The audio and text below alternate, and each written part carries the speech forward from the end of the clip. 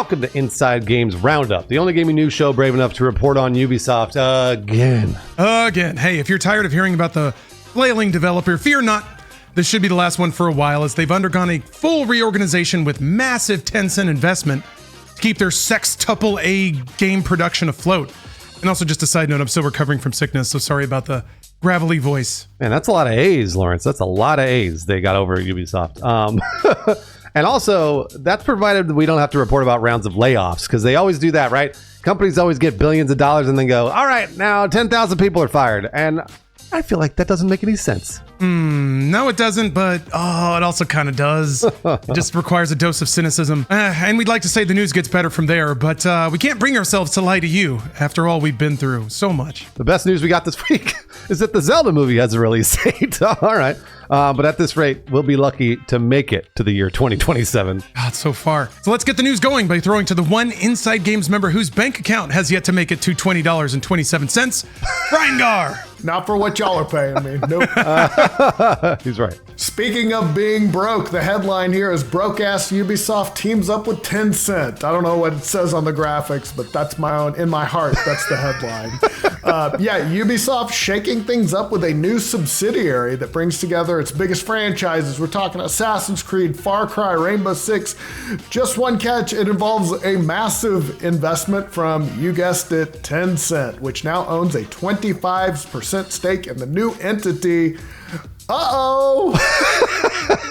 Boy, oh boy. Valued at about $4.3 billion, the subsidiary is set to launch by the end of next year and will oversee both existing games and upcoming projects. The move comes as Ubisoft has been struggling with delayed games and underperforming releases, hitting very hard, although Assassin's Creed Shadows seems to be off to a pretty good start, like 3 million players, lots of good sales, pretty good. Yeah, not bad. But I think, like we discussed last episode or 2 episodes ago, it's not quite the smash hit I think Ubisoft was hoping that would inoculate them against any of this business maneuvering.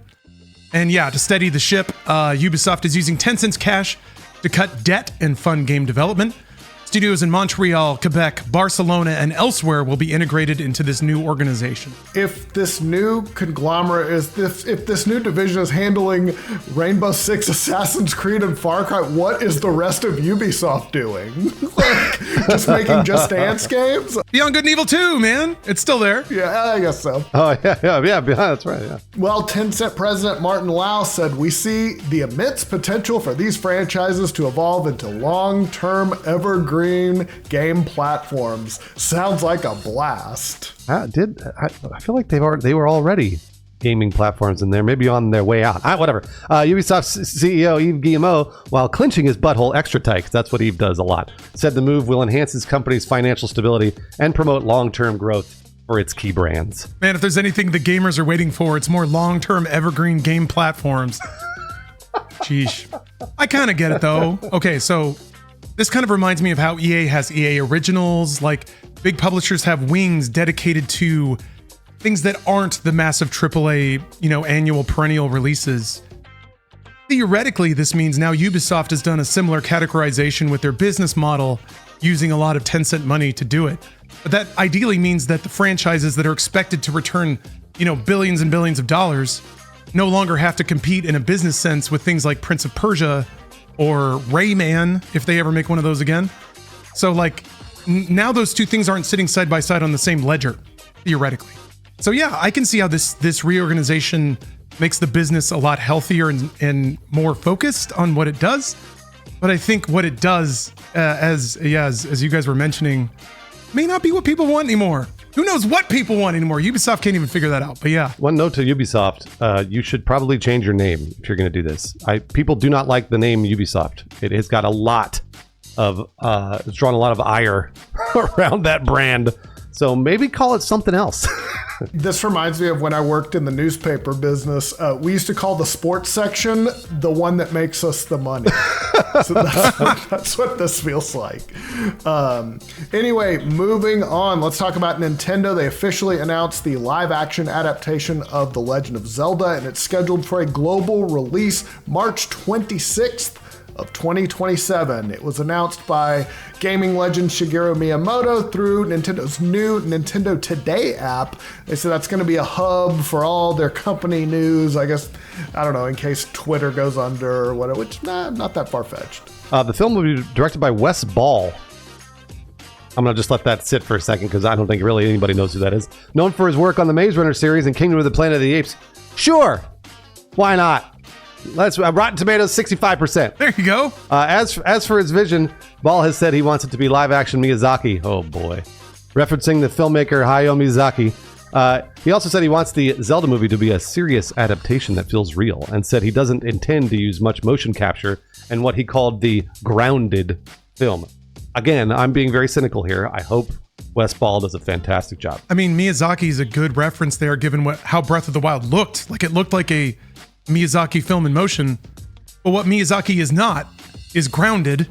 Miyazaki films are the most like dreamlike, surrealistic things ever. So that's a little bizarre. That's true. Yeah, that's right. Whatever, man. I'm still curious about it. I want to make a Werner Herzog documentary without narration. Like, what's that? What is it, Koyaanisqatsi or something like that? I could see that. Meanwhile, in other Nintendo news, a detail on Nintendo's website could hint at possible game upgrades for the Switch 2. And this is something we've been speculating on / looking forward to for a while now. Yeah, in a post about game sharing, the site mentions both Nintendo Switch 2 exclusive games and Nintendo Switch 2 edition games, which means some existing games might get enhanced versions for the new hardware. We've seen that in other platforms, so yeah, that'll be interesting if Nintendo follows other consoles with this. Get ready to pay $40 for Breath of the Wild and Tears of the Kingdom again. As for the Switch 2 itself, we will likely get more details for this console during the Nintendo Direct on April 2nd next week. And not likely, we are. But the rumors suggest we may see pre-orders opening that same day, which is crazy, if during the Direct. So they run the Direct at 7 a.m. Pacific, and then pre-orders go bang for the June release. Those are the rumors. I thought the Direct was at 6 a.m. Pacific. Oh, is it really? Fuck me. That's even worse. You got to schedule your Starbucks drop-off now so you can just start slamming espresso and get to gabbing about Nintendo. But yeah, I don't know. So the possible Switch Edition upgrades and the game sharing, like you mentioned, that all fits into what Nintendo said a lot about ensuring that people are motivated to carry over their existing catalogs into a new generation. So yeah, if your digital library now can be lent out to people or upgraded to the next platform, then suddenly the Switch ecosystem looks more like an ecosystem instead of one platform, which is, I think, what they want. I think they want to keep selling Switch 1s and then also keep selling Switch 2s on top of it. So the idea that you can like send a game back and forth between a Switch 1 and a Switch 2, and on a Switch 2 it plays like a Switch 2 game, and on a Switch 1 it plays like a Switch 1 game. That's kind of what it seems like they're going towards, and that's awesome. That's like infrastructure Nintendo's never really had. So it would make sense too, like you mentioned, with pre-orders possibly opening during the announcement. If they're trying to just like stack everything up into this perfect PR plan, and Nintendo's pretty good about executing this. I could see that. Writing the headlines of the announcement, plus go here, buy it now, $450, $400. That's my hope. We'll see. Yeah, it feels like Nintendo's the last console maker to like get off the new console, get a whole new library thing. So, but yeah, it's good. They should get off that. Like, we don't want to do that anymore. Moving on, if you bought Hogwarts Legacy, a super popular game, but don't expect any more content, Warner Brothers has scrapped plans for a Hogwarts Legacy expansion, part of a broader restructuring of its video game division. This is according to Bloomberg. Yep. Citing sources familiar with the decision, Bloomberg said the expansion, which was actually never officially announced, was expected to launch this year alongside a definitive edition of Hogwarts Legacy. However, Warner Brothers pulled the plug, partly due to concerns that the additional content didn't justify the price under consideration. That's usually a really safe way to extract more sales out of a product you've already made. And if that's not even enough profit for them, that's scary. Anyway, we'll see.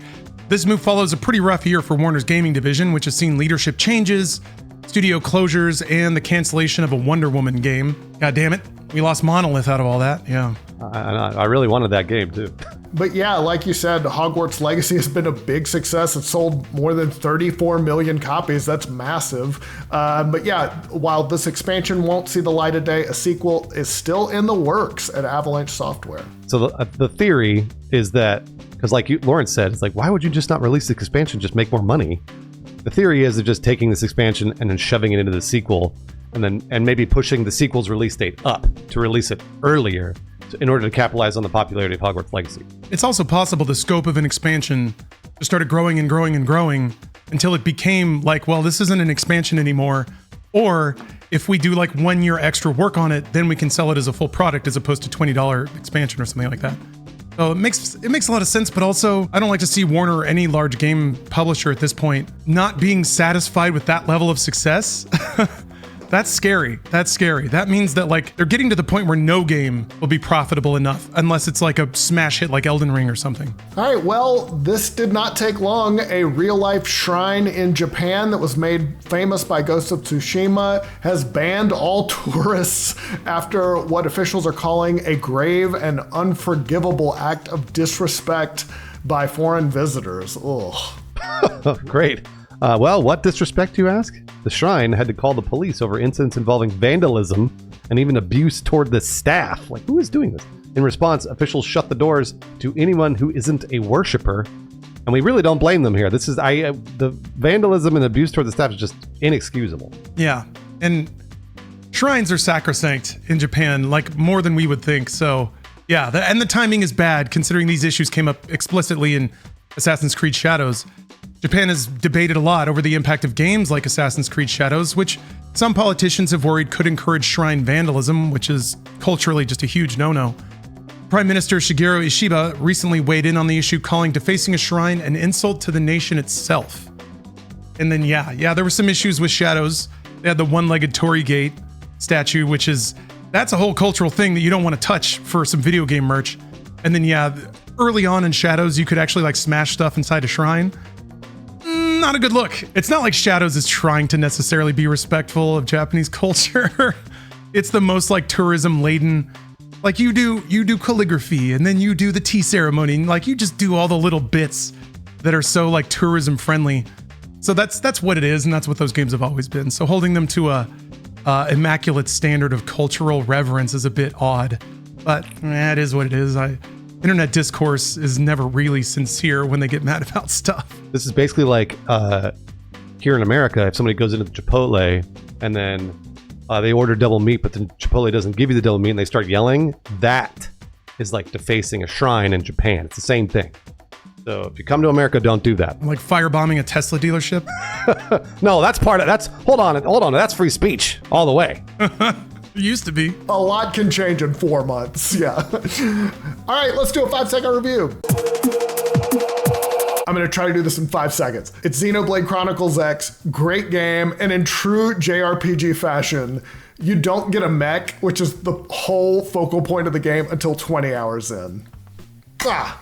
You have to do the fucking like grid-based resource farming minigame? Yes. And take a mech driver's license test. It's awesome. I hate that shit. It's a great game though. With the mech though, it opens up it's really cool. That's like the fucking end of MGS5 at the end when they talk about Sahelanthropus. They show you the mech, you fight the mech, and then you never get to use it. Okay, upcoming games for this week. First up, Nif Nif. The forest is being invaded by mysterious evil goo. Ew. Meet Nif Nif, a cute piglet with the mission to clean and save friends in this cozy deck builder roguelike. Venture into a heartwarming story with accessible mechanics and themes for everybody. Comes to Nintendo Switch and PC on April 1st. Well, that sounds fun. Next up, we got Elroy and the Aliens. Man, good crop this week. It's the year 1993, if you can think back that far. We got talking robots, ghosts from the past, and an ancient alien technology buried under desert sand. An adventure following Elroy and Piggy in the search of a long-lost father. How far would you go to bring back the ones you love? Elroy and the Aliens comes to PC on April 2nd. Next up, Jin and Jan. Get ready for a challenge. In Jin and Jan, you control 2 characters at once. Jin follows your commands. Jan always does the opposite. Anticipate every move, dodge obstacles and enemies, and guide the brothers to the center of the map to complete the ritual of balance. It comes to PC April 3rd. And finally, a video game we all know and love. The Last of Us Part 2 remastered. You bought The Last of Us. You bought The Last of Us Part 2. You bought The Last of Us Remastered. You bought The Last of Us Remastered on PS5. You bought The Last of Us Part 2 Remastered on PS5. And now you can buy it on PC. Experience the winner of over 300 Game of the Year awards now with an array of technical enhancements to make The Last of Us Part 2 Remastered the definitive way to play Ellie and Abby's critically acclaimed story. Comes to PC April 3rd. This entire channel and this show is produced with extreme thanks to our patrons who support us and our productions. With God willing, we'll get Brian's bank account a little healthier thanks to your support. So here are some patrons that have somehow, they've already been banned from visiting Japanese shrines without even setting foot in the country. I don't know what you did wrong, but it was something bad.